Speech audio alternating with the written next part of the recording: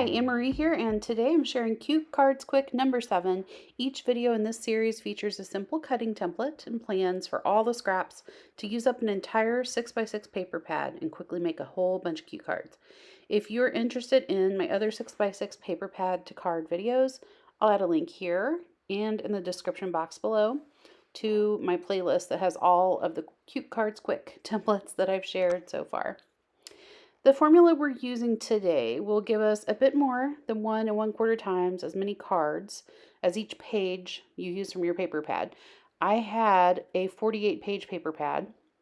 I used 4 of those pages for sentiments. So I used 44 pages and I ended up with a total of 60 cards. The 6x6 paper pad I'm using today is by Echo Park, named Sunflower Market. It has a sunny color palette and a baking theme. The papers are double-sided, and that gave me plenty of options for mixing and matching. Here's the cutting template I'm going to use for the remaining 44 papers.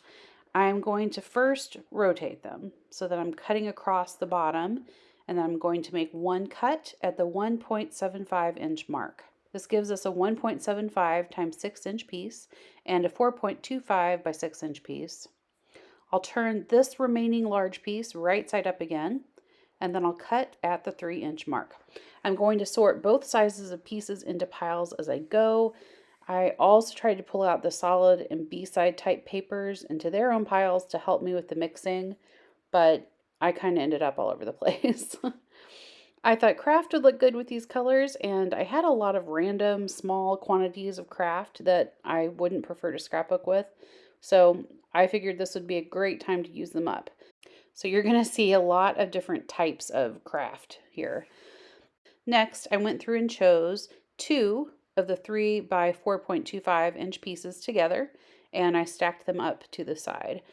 I then went through and I adhered these pieces slightly angled outward and overlapping near the bottom. I generally positioned the left-hand piece up a little higher and on the bottom, and the right-hand piece down a little lower but on the top layer to fill up the background vertically and to give enough room that you could really see and enjoy both patterns. I also matched up what sentiments I decided to use, and honestly I was a little annoyed just because this is labeled as a mega card making pad, but I really didn't feel there were that many usable card sentiments. However, I am not one that bakes and sends people treats, so if you do, maybe you'll love them. I don't know. I belatedly remembered I'd wanted to use up some washi tape on these. It seemed like it would be nice to have a grounding horizontal line around the rough bottom 1/3-ish place. So as usual, I had to tear up a lot of stuff I had already stuck down to make it happen, but it happened for most of the cards. I just went through and chose some colors and styles that I thought worked okay with the papers, and then I worked my way back through to add it. Instead of washi, you could use scraps, ribbon, the strips at the top of a lot of these paper pads that have to be torn or cut off, or just even pen work. Our next step is to add a sentiment. So I die cut several rectangles in a size I felt was going to work best with the proportions. I decided on roughly 2 by 3 inch rectangles. It's a little short of 3 inches.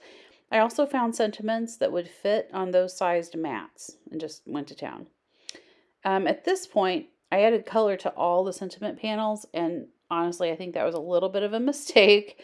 On the cards that I made from scraps, I only added color to the Dear Friend sentiments that have the tiny flowers in the middle, and that to me looked a lot better. At any rate, this put me at 41 cards in the original design. And here are a few close-ups, and I'll do an overview at the end.